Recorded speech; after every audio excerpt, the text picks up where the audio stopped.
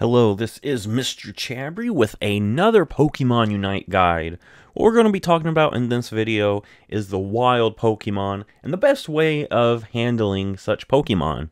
In Pokemon Unite, defeating wild Pokemon is actually how you get the most points in order to score. Early in the game, it's important to go after as many of the wild Pokemon as you can. This will increase your level, hence giving you more attacks early on, and eventually make it where you evolve. Now, when you select your path that you want to choose, there is a top path, middle path, and bottom path. And depending on your role, you will choose which path will be best for your Pokemon. But on your way through that path, it's important to defeat all the wild Pokemon you come across. This will get you quicker to where you can evolve early on and have an advantage over your opponents.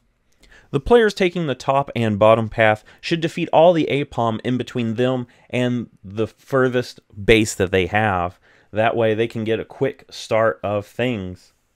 The character with the speedster role should go the central path and defeat the Lillipup that is in the way. Once Ludicolo and Bouffalant spawn, they should be able to take them out. Defeating the Ludicolo will give your team the purple aura. What this does is it makes it where you put more damage out on the wild Pokemon that you are facing. Meanwhile, defeating the Bouffalant will give you the orange aura. The orange aura will give your team the ability to slow down your opponents that you attack. This will be great in one-on-one battles against your opponent team. It's important that only one Pokemon takes the central path, and that's because the central path has less Pokemon than the top path and the bottom path, meaning if multiple players go through the central path, it's going to end up cutting into the experience points each of them can obtain.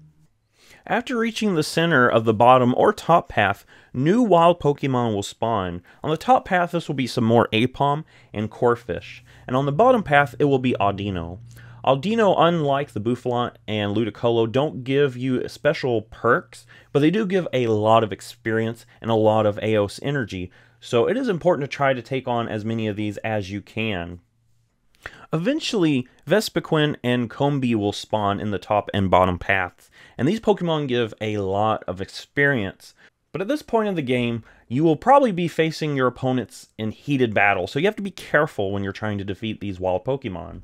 At 7 minutes in, Rotom and Dreadnought both spawn. These Pokemon are really important that you go after.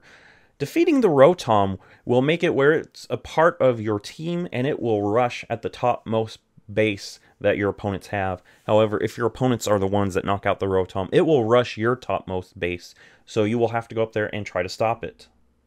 Defeating Dreadnought will provide your team with a shield and a boost in experience points.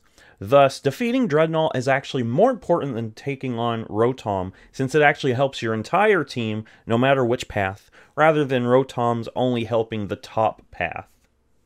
At 2 minutes left, the most important wild Pokemon will spawn, and that is Zapdos. Defeating Zapdos can bring your team from completely losing to completely demolishing your opponent's team. With that being said, if you're the team that's ahead, you actually want to just have some players standing around the Zapdos to help protect it and prevent the opponent's team from going in and defeating it. But if you're behind, it is important that you get in there and defeat that Zapdos as fast as possible.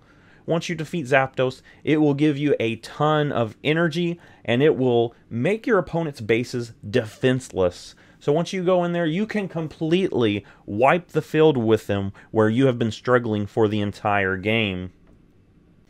Remember, defeating the wild Pokemon is actually more important than defeating the opponent's Pokemon.